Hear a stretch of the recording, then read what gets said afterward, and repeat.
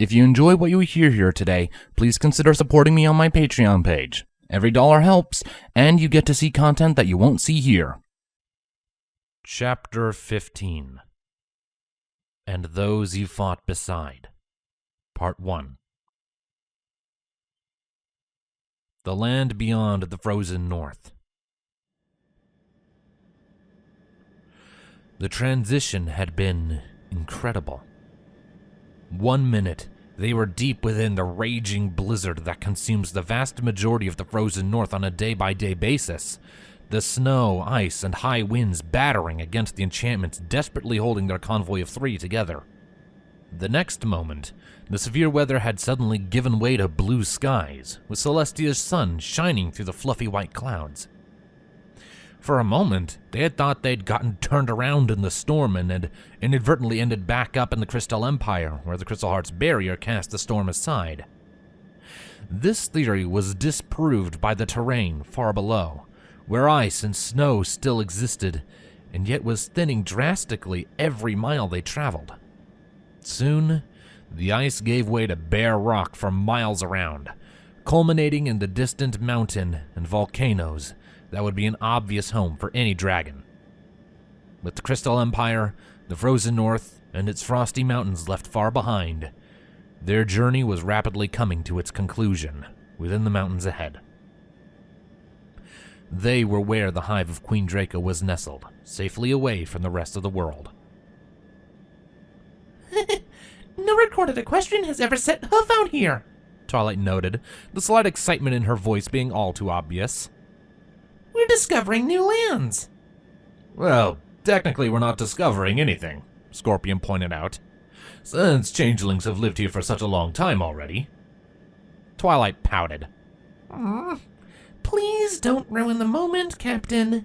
Besides, I could technically be counted as an equestrian. I never lost my citizenship. I'm not a changeling, so it counts for me, Spike said smugly. Well, dragons live here too, Spike. Twilight reminded him mirthfully, much to the dragon's irritation. Speaking of dragons, Scorpion trailed off, turning his attention to the pony piloting the helicopter. Are the skies clear, pilot? Perfectly, the pilot responded. Not a storm cloud or raging dragon in sight. Not a lot of anything here, in fact. The terrain's all rock. The area is volcanic, so it's not too surprising, but there's no vegetation at all? Queen Twilight inquired. Well, the pilot continued peering into the distance. I think I spot something over there. Yes, there's a forest in the distance, spanning all the way up until the first mountain. The forest? Shining Armor spoke up, the first words he had spoken since the verbal lashing he had received from his sister earlier on. Twilight moved herself to just next to the pilot's seat, peering out of the front windows into the distance. Sure enough, a tree line was coming into view, 1 or 2 trees amidst the rocks gradually building up into a large forest comparable in size to the Everfree forest bordering Ponyville. It spread out quite far, reaching up to the base of the mountains, as the pilot described, a few trees having grown a little ways up said mountains before stopping altogether. It wouldn't surprise me if Draco used the forest as the Hive's main source of wood, and possibly even for hunting wildlife for food. Actually, that's undoubtedly what they did, Twilight noted. I do recall her mentioning a forest at some point in the past, close to her hive. Did she mention whether it's dangerous or not? Scorpion asked. Well, there's always the odd wildlife to contend with, Twilight stated. But it's nothing like the rampant magic of the Everfree forest. A large, heavily armed group like ours would never be approached by any natural predator. Not to mention we're high in the air, Spike added in. Exactly. Draco never mentioned anything dangerous that can fly, and any dragon would be further in. Not that they'd have reason to attack us anyway. Well, I know from experience that not all dragons are the nicest, unlike myself, Spike said. Garble's one example. And remember Naya Dogger? How can I forget? Twilight groaned in response. How can I forget anything about that day? So what kind of predators do live there, my queen? Scorpion asked, changing the subject away from that of the fall of the Badlands Hive and the death of Queen Chrysalis. She never gave any details like that, and I honestly never asked, Twilight said.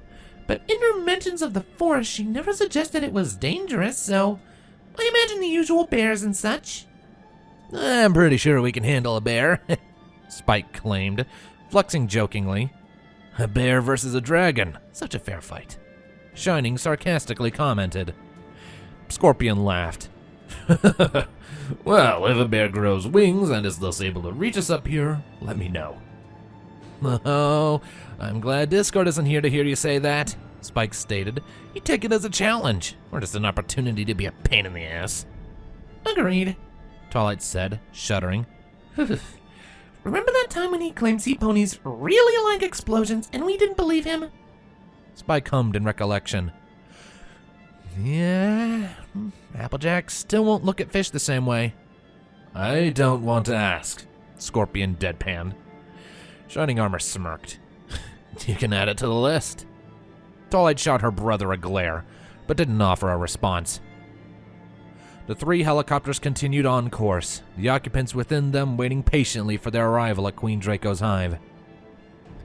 As they continued onwards, the forest got closer and closer, and soon enough, the first of the outlying trees passed by below the convoy. It wouldn't be long before they were over the main body of the forest. We should get ready, Scorpion stated. It won't be long now. 30 minutes at most, Twilight stated factually. Pilot, tell Captain Broadsword and Vladimir to ready their ponies. On it, Your Majesty, the pilot reported, quickly moving to use the radio. That goes for the lot of you, too, Scorpion said commandingly to the 5 changelings with him. I want you prepared, alert, and ready to defend the Queen with your lives the moment we step off this thing. There's no telling what may await us. It might be nothing, or we may be facing a horde of afflicted changelings. Either way, we will be ready. Yes, sir, they shouted in unison, the royal guard all saluting and proceeding to run final checks on their armor and to make sure their armaments were secured and ready to go. Queen Twilight, the pilot shouted back from the cockpit. The others have replied in the affirmative. They're preparing. Twilight nodded. Good. I want this to be... What in Tartarus? The pilot suddenly interrupted, catching the attention of all those within the cabin behind. The pilot was peering intently out of the front windscreen, trying to get a good look at something. Just to the left of the windscreen, they could see the helicopter carrying Vladimir and the Lunar Guard pulling ahead of the other 2 ever so slightly. What do you see? Twilight inquired. I'm not sure, the pilot responded. I thought I saw something, but there's no sign now. Something? Scorpion asked impatiently. What do you mean, something? It was like... Ah! They all jumped backwards as some kind of winged creature latched onto the windscreen, cracking it. Its form was bony, its body and wings covered in semi-transparent, leathery skin, with pulsating veins clearly visible through it. Its long beak was filled with sharp fangs, and its draconic eyes hungrily pierced into the cabin, looking between all those within. Gah! What the heck is that? Twilight shouted in shock and surprise. The creature reared its head back and struck forward with its beak, shattering a portion of the windscreen as it began to force its head in. Captain Scorpion reacted immediately, charging his horn and letting a green bolt of magic collide with the creature, causing it to be knocked out from the front of the helicopter and fall down, out of control to its doom below. Its absence only revealed a dire scene, however, as without the creature blocking their view, they could see that a swarm of the creatures were already around them. They circled the 3 helicopters and rapidly began to close in. Not only that, but to their growing horror, they saw that the helicopter on point, Vladimir's, already had a dozen of the creatures tearing into the hull. Vladimir! Shining Armor shouted in a panic as his friend's transport was thrashed about. Pilot, fire on those creatures! Yes, sir! The helicopter tilted to the side, 2 small glowing barrels extending outwards that fired precision shots of blue magic into the creatures. The other 2 did the same, all opening fire into the horde. However, while the helicopters containing the Solar Guard and the Changelings were managing to shake the majority of the incoming creatures, The Lunar Guards were still getting swamped. Despite the others' efforts to assist, when one was knocked off, 2 more seemed to take its place.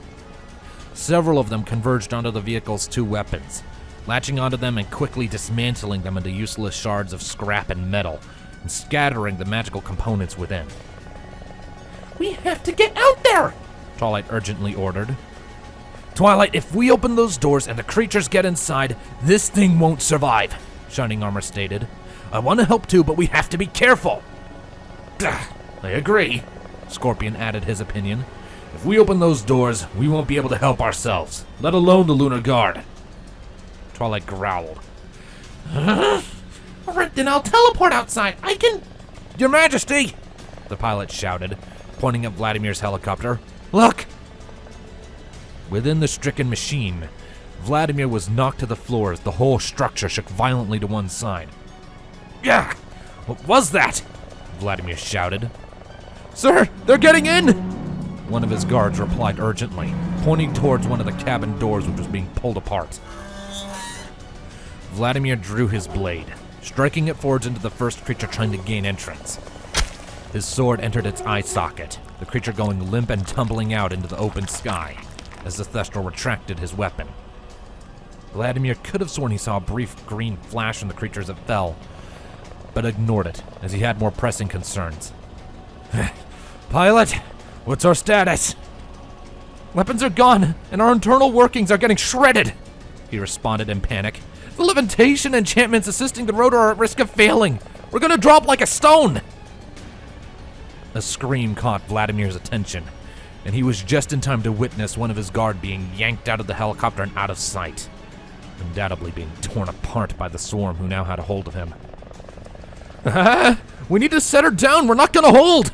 The pilot shouted, and it was the last thing that pilot ever said. One of the creatures charged directly into the windscreen, smashing through the already battered glass and skewering the pony with its beak, then proceeding to fly back out of the windscreen with the unfortunate soul still attached. A small explosion of magic signified all magical systems aboard the vehicle finally dispelling, Vladimir being knocked back onto the floor as the helicopter dropped.